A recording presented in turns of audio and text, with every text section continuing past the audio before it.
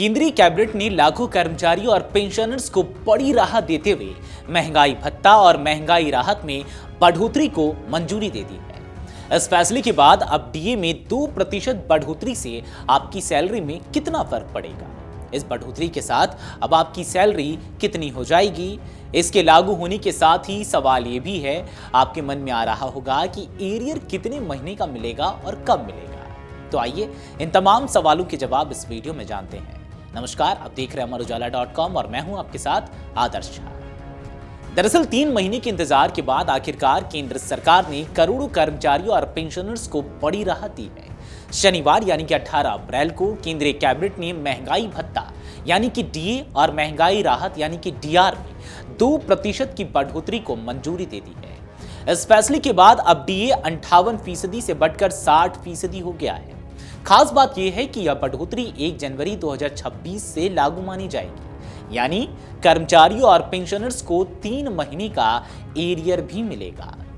करीब 49 लाख केंद्रीय कर्मचारी और 68 लाख पेंशनर्स इस फैसले का लंबे समय से इंतजार कर रहे थे।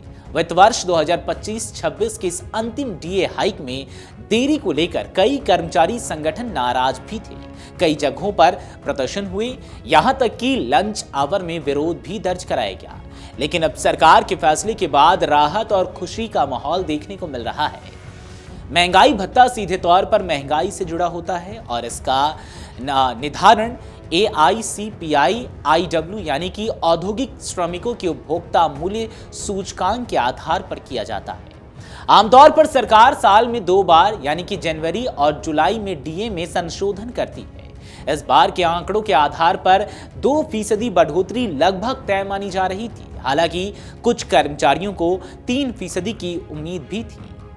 अब सवाल यह है कि इस 2% बढ़ोतरी का कर्मचारियों की सैलरी पर कितना असर पड़ेगा? इसका जवाब सीधा है, जितनी ज्यादा बेसिक सैलरी उतना ज्यादा फायदा। चलिए आपको एक उदाहरण से आपकी सैलरी पर क्या असर होगा, कितनी बढ़ोतरी होगी, ये समझाते हैं। मान लीजिए कि आपकी बेसिक सैलरी 25,000 है तो आपका 500 रुपए प्रति महीना बढ़ोतरी होगा।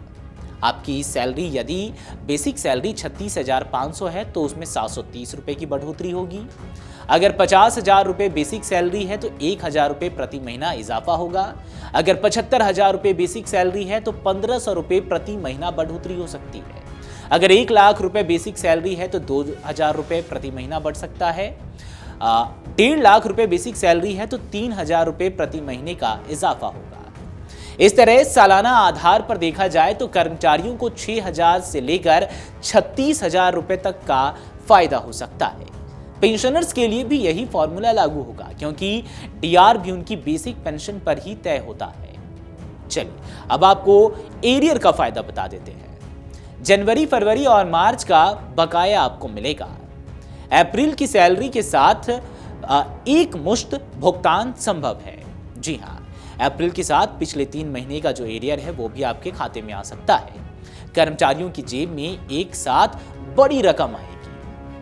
कैबिनेट बैठक में सिर्फ डीए डीआर ही नहीं बल्कि कुछ और बड़े फैसले भी लिए गए हैं। सरकार ने सॉवरेन मैरीटाइम फंड को मंजूरी दी है, जिसके लिए 13,000 करोड़ रुपए का प्रावधान किया गया है। इसका उद्देश्य भारतीय जहाजों को सस्ता और स्थायी बीमा कवर देना है। इसके अलावा प्रधानमंत्री ग्राम सड़क योजना को भी विस्तार दिया गया है।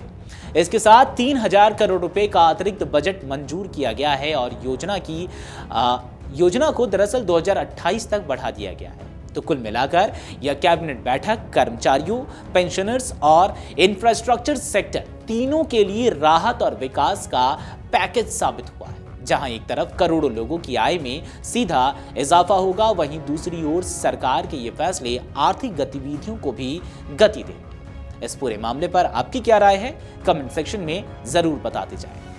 अगर आप ये वीडियो YouTube पर देख रहे हैं तो हमारे चैनल को सब्सक्राइब कर बेल आइकन दबाएं और Facebook पर देख रहे हैं तो हमारे पेज को लाइक करें।